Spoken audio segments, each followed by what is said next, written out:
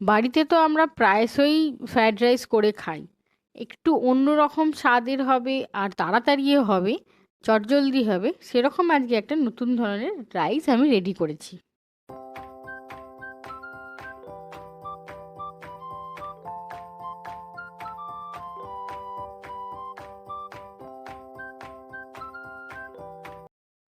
নমস্কার, আমার চ্যানেলে সবাইকে স্বাগত।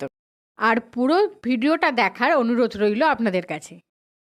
এখানে আমি নিয়েছি রাইসের মতো করেই কেটে নিয়েছি গাজরগুলো। এখানে নিয়েছি বিম কড়াই, আর নিয়েছি এখানে পেঁয়াজ, এখানে আদা আর রসুনের কুচিটা আছে, আর আছে ফুলকপি, আর কি দুটো চারটে আছে কাঁচা লঙ্কাও আমি চিড়ে রেখেছিলাম। প্রথমে আমি কড়াইয়ে তেল গরম করে আমি কিছুটা কাজু আর কিশমিশ ভেজে তুলে রেখেছি।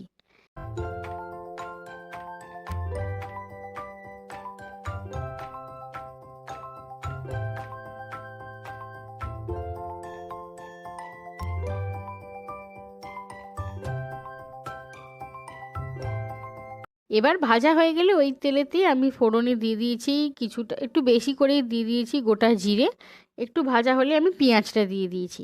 প্রথমেই ওই আদা আর রসুন কুচিটা ফোড়নেই দেওয়ার কথা, আমি ভুল করে প্রথমেই এটা দিয়ে আর জিরেটা দিয়েই পেঁয়াজটা দিয়ে দিয়েছিলাম। ওই যে সঙ্গে সঙ্গে আমার যেহেতু মনে পড়ে গেছে এইটা দেওয়া হয়নি, তাই এটাকে সরিয়ে মাঝখানে আগে আমি ওই আদা রসুন কুচিটাকে দিয়ে একটুখানি ভাজা ভাজা করে নিয়ে তারপর আমি পেঁয়াজটা ভেজেছি।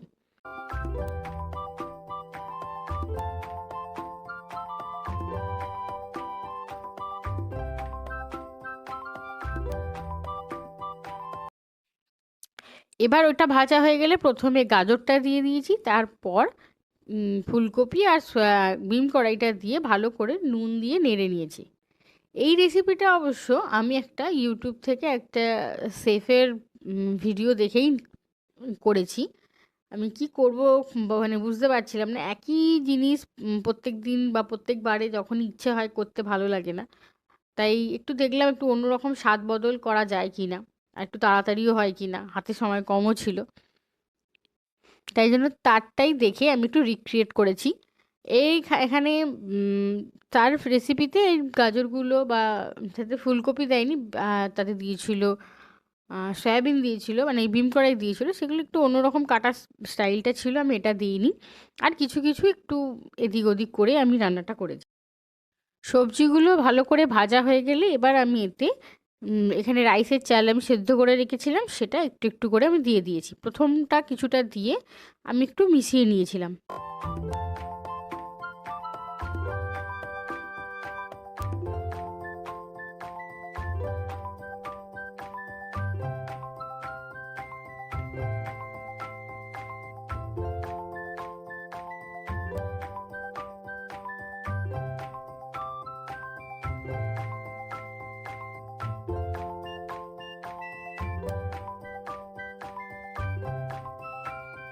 তারপর পুরোটা দিয়ে তাতে কাজু কিশমিশটাও দিয়ে দিয়েছি, আর তাতে দিয়ে দিয়েছি স্বাদ মতো নুন আর একটু বেশি করে চিনি, আর তাতে দিয়েছি এক ছিপির মতো ভিনিগার, আর ওই এক ছিপিরই হচ্ছে দিয়ে দিয়েছি সয়া সস, আর এতে দিয়েছি এক ছিপি গোলাপ জল দিয়ে ভালো করে জিনিসটাকে মিক্সড করে নিই। হালকা হাতে পুরোটাকে আমি মিক্সড করেছি।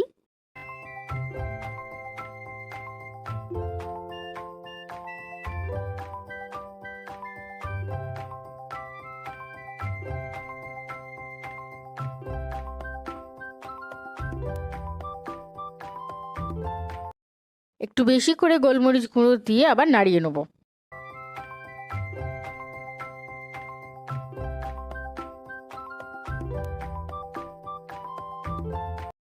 আমি মাঝখানে শুধু টেস্ট করে দেখে নিয়েছিলাম যে জিনিসটা মিষ্টি মিষ্টি হয়েছে কিনা, আর লাস্টে দিয়ে দিয়েছি ঘি, দিয়ে ভালো করে জিনিসটাকে মানে নেড়ে নিয়ে হালকা হাতে মানে যাতে ঘিটা পুরো চারিদিকে মিক্সড হয়ে যায়, দিয়ে আমি রান্নাটা কমপ্লিট করে নিয়েছি।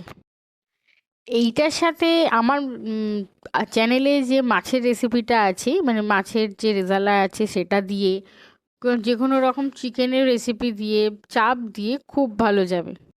আমার ভিডিওগুলো ভালো লাগলে ইউটিউব থেকে দেখলে লাইক শেয়ার অ্যান্ড সাবস্ক্রাইব করে দেবেন, আর যদি ফেসবুক থেকে দেখো তাহলে একটা আমাকে ফলো করে দেবে। আমার ফেসবুক পেজের সাথে যদি আপনারা যুক্ত হতে চান তাহলে ডেসক্রিপশনে আমার এই ফেসবুকের লিঙ্কটা দেওয়া আছে। আর আমার এই ভিডিওগুলো কেমন লাগছে অবশ্যই আমাকে কমেন্ট করে জানাবেন। ভালো থাকবেন।